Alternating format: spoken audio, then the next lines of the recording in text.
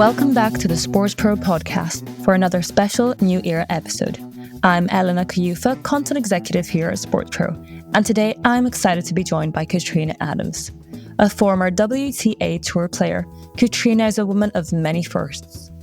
She was the first African-American and former professional tennis player to become Chief Executive Officer, Chairperson, and President of the United States Tennis Association. Throughout her career, she's made waves in advancing gender equality, diversity, and inclusion in sports. Katrina embodies the mantra, actions speak louder than words, having been recognized as the IOC's 2023 Global Gender Equality, Diversity, and Inclusion winner. These are the kinds of visionary leaders we celebrate here at New Era, as we strive to create pathways for future generations. So without further ado, let's dive into this exciting conversation. Hi, Katrina. Thank you so much for joining us. I think it would be great if we can get a little behind the scenes of your journey from a professional tennis player to now becoming a pivotal figure in the governance roles and DEI advocacy field. It's been a long journey, I would say. Former professional tennis player, started as a 6-year-old inner city kid from Chicago, high school tennis, collegiate athlete at Northwestern University, NCAA champion in doubles, and played on the WTA Tour for 12 years around the globe, was able to excel and succeed on the tour. After retiring, I was a national coach for about 4.5 years, trying to elevate that next generation of young players. And then when I retired from that, I became a commentator, of which I still do, but I was at first broadcaster for Tennis Channel here in America, which just celebrated their 20th anniversary. They've been replaying this first episode for over and over again, which is kind of embarrassing when I look back for 20 years. But, I really went on into the business side of things, joined the USTA board in particular, and started giving back and understanding what grassroots tennis was all about and focusing on diversity and inclusion here in the U.S. and running my own National Junior Tennis and Learning Network program, the Harlem Junior Tennis and Education Program, focusing on inner city kids, diversity and inclusion here, and trying to elevate that next level of juniors to reaching back and pulling forward. But through the business side of things, really making sure that our sport here in America looks like America on the D&I side. But wearing my ITF hat, I really extended, became the vice president of the ITF and chaired the Advantage All committee and established the Advantage All program, which really focused on leveling the field in business for women, really focusing on getting more women on committees, on commissions, in the boardroom, more women as officials, more women as coaches. And what that means is really making sure that women had a stronger voice and that we're adding more value to the conversation, to the business side of things, that we were feeling more empowered, being more empowered, that we were changing the culture of not only the business, but of the conversations. And it's more important things for us, adding balance. And so those are the things that have really helped me elevate and I think be recognized for the award. I think, it's amazing how you embody all these different values because, I've also seen sort of the Advantage All program is all about those 5 key pillars around empowerment, balance, culture of values and voice.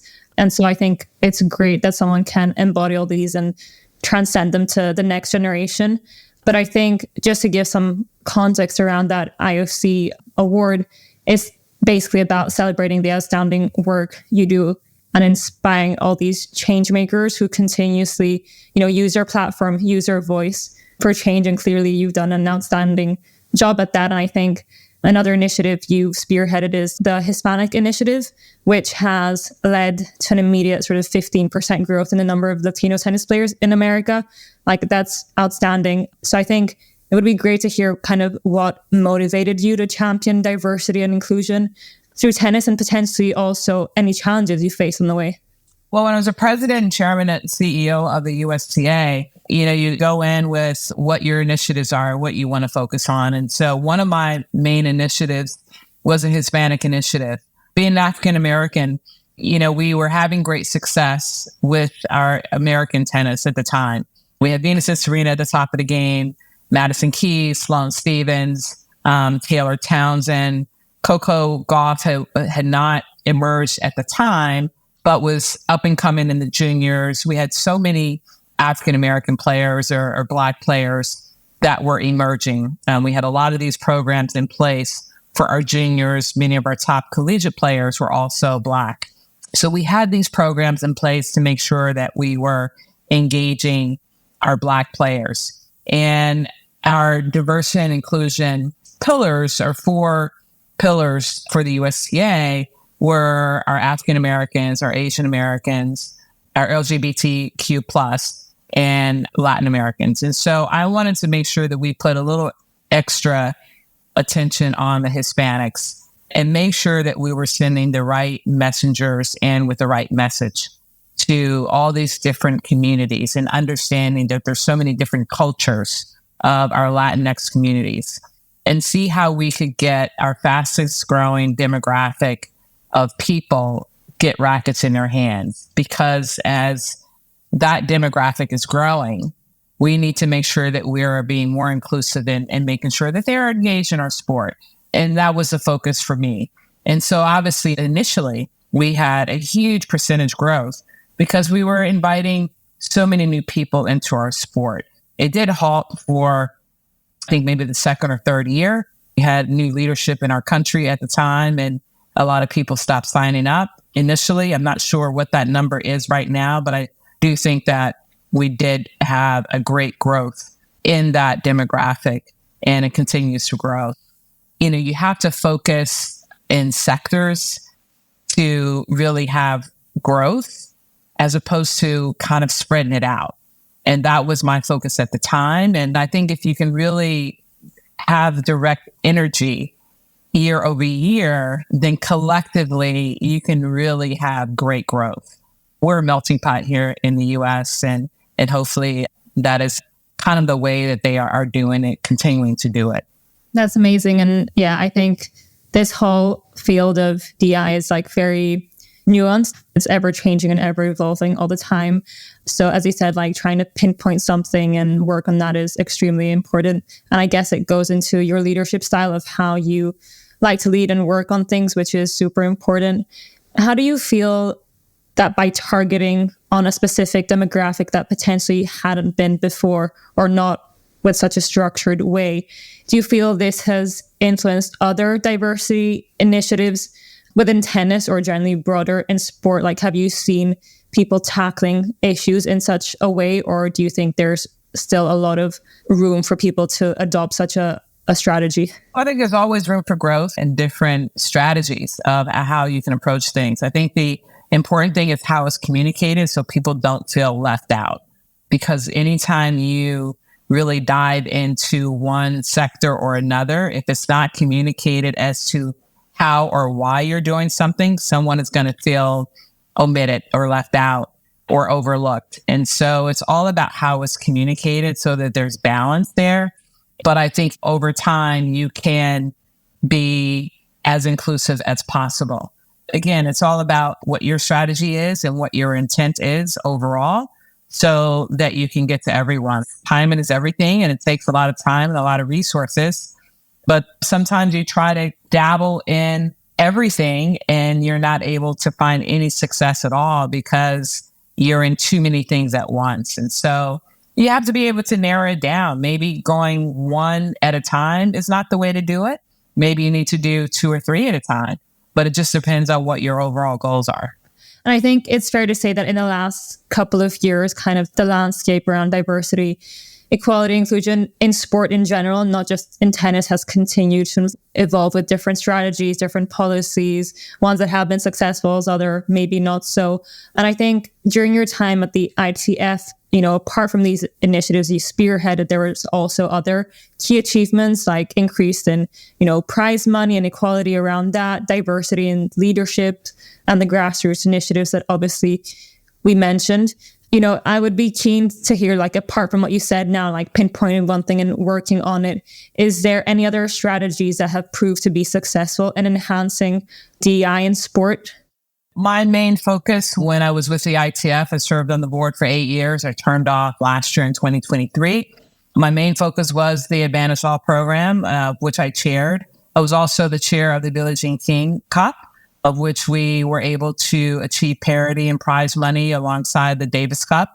We had a reform there with the changing of the name of what was then the Fed Cup to the Billie Jean King Cup. We elevated the number of teams that were included in the competition, elevated the prize money that was being paid to the players. That's an ever-evolving competition as we try to make it bigger and stronger and, every year with that. And so, these are things that from an ITF perspective that you're always trying to get better and stronger.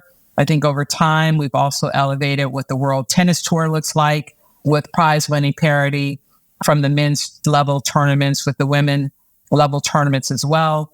And so, gender equality is a moving target always, and trying to make sure that there's balance. And so as long as that's top of mind and things are being done on a daily basis to make sure that, if one thing is being done on one side of the chart, that the other side of the chart is also moving at the same level. And that's the most important thing. It's not easy, but when you have leaders, such as Dave Haggerty, who's the president of the ITF, and Kelly Fairweather, who's the CEO, and a board that is aligned with them, when that's top of mind for them on an international basis, then you can have success in that area. And the same thing, when I was with the USCA, US Open was the leader of equal prize money for 50 years. They celebrated that last year and continues to be the leader in that. And so when you have leaders that are thinking that way, it's important, and you're leading by example. And I've been very fortunate to be a part of two organizations such as the USCA and the ITF, who have been leaders of thinking of equality, diversity, and inclusion. And so, that's why we are moving the needle. As you said, I think it's so important that everyone is aligned on these values. And even if not everyone is on board, that they are actively willing to get on board, whatever that journey might look like for them, because, we're all on different levels and different awareness around these issues. But I think, as you said, it's not just what happens on the international scale, it's how it trickles further down as well. And I think, of course, it's initiatives like the ones you've been involved in, but also seeing even players embody these values and so on is so important. And that only comes from great leaders. We've used the word equality quite a lot through our discussion, but I think I'd love to hear your take on the difference between equality and equity and what that means on an international sports governance level. There is a difference. When you look at the equity side, one is really focused on finance and one is focused on balance as far as percentage, if you will, compensation versus the number of people, payment, prize money versus employment or participation. And I think in sport, when we talk about participation, particularly right now with the IOC and the Olympics coming up, and we're talking about the number of female athletes that are participating in our upcoming games in 24, it's 50-50 when you're looking at the athletes that are participating, women and men, for the first time. That's huge. And I think that's going to be something that is going to be talked about a lot. I think it's a huge value for our viewers, for our young girls that are going to be looking at the games. For 2 weeks, you've got the biggest viewership in the world of people that are going to be watching, well, young girls and women, for young boys and men that are going to be watching and recognizing that. You're going to be looking at the flag bearers, you're going to have a male and a female for flag bearers that are going to be out there for the first time. And your sponsors and your TV people, your media people will be watching and recognizing that. That's huge for us as we move forward into the 28 games in LA. I think it's so significant that our decision makers in the boardrooms are going to have to recognize we have to have more women in the boardrooms that are making decisions for our women athletes and understanding what they need in the field of action, on the court of action. it is imperative that we have more decision makers for our women and our girls to understand what they need to be their best selves and how to perform and what they need to perform. And that's what I focus on in Advantage All with the ITF. And I think that's what the IOC needs to understand. And hopefully that's what they're doing and understanding what is needed for our female athletes. So the decision makers need to have parity and equity and equality for our women athletes, because it has to start at the top in the boardroom for there to be that. You have 28 out of the 32 sports are going to have, there's going to be equality in that for women and men. That's huge for the Olympics. That's a huge jump in the number of sports there over the years of the history of the Olympics. And I think, that's showing the mindset of the IOC and how they have evolved over the years in trying to make sure that that gap is being closed over time. So I'm excited to watch the games this year. I'm excited to see, what the 28 games are going to have, in the next 4 years, to see what's in store, because they have evolved over time. They continue to evolve. I'm just really excited. Yeah, no, it's definitely something exciting. I think all of us are waiting for those Paris games. It's a big step forward and really exciting. I think you mentioned, the difference there between equality and equity and what has to be done. I think a huge thing is also, resources. It's not just sort of financial resources, but it's also, as you mentioned, like resources as the right people being there to lead and cultivate this change. And I think obviously you've led a lot of change in tennis, but obviously this ripples out to, the broader context of sport. I think moving forward from these Olympics, how do you envision, or how would you dream of gender equality, inclusion, and diversity moving forward? If you were, for example, to, take out your magic wand and say, this is what I'd love for the LA 28 Olympics, what would that look like? For the 28 Olympics, they have 152 women events, 157 men's events. They have 20 mixed events. So for 24, you want the same number of events for men and women for 28, right? And maybe you want to double the number of mixed events. That would be the magic wand. You want to have the even number of women events and men events. So if it's 157 men's events, you want to have 157 women's events. Or if it's 160 and 60, that would be the magic wand, for 28, that there's true equality there for those events. Not sure what the mixed events are, but I do know they're 20 for 24. So you want to make sure that maybe there's a few more for 28, depending on what those sports are. But I think, listen, we want to make sure that everybody has an equal opportunity to participate in 28, but you want to make sure that the sports are relevant to the summer games as well. I think, I'm a purist when it comes to that as far as the sports are concerned, but I know the 28 games are going to be great. They've been prepared for quite some time. I know the organizers out there, and I'm excited to hopefully be able to go out and check them out. Just to kind of wrap up, I think it would be great to hear sort of if there has been any personal experience of yours. I'm sure there's been plenty, but maybe one that stood out more that kind of shaped your approach to leadership. And if you have any advice to someone else who's going into sort of a leadership position, who does have things they want to bring about change, but not sure how to go about it, any tips from you? Well, I think everyone has their own leadership style, but I think anytime you are going in as a leader, it's about understanding the organization or business that you are leading, that you have to be as best prepared as possible, that you don't do anything alone. You have a team around you that you have to communicate with. I always talk about the ABCs, that you have to be accountable and accessible. You have to be bold and be able to change your behavior, and you have to communicate and be collaborative. If you don't have the ABCs or live by those, it's going to be very difficult to be a leader. So make sure you surround yourselves with a solid team that you can trust, but make sure that you can live with your decisions and you'll make the right decisions in that process. Yeah, I think a lot of times from talking to people in these positions, they struggle to make sure they're aligned on their values, because obviously in these big international federations, there are competing priorities and internal politics and different things that go on. So what would be your take on like trying to keep your values at heart? Because obviously you've managed to do that with prioritizing certain initiatives and so on. How do you do that? Well, your values are who you are. It's what defines you.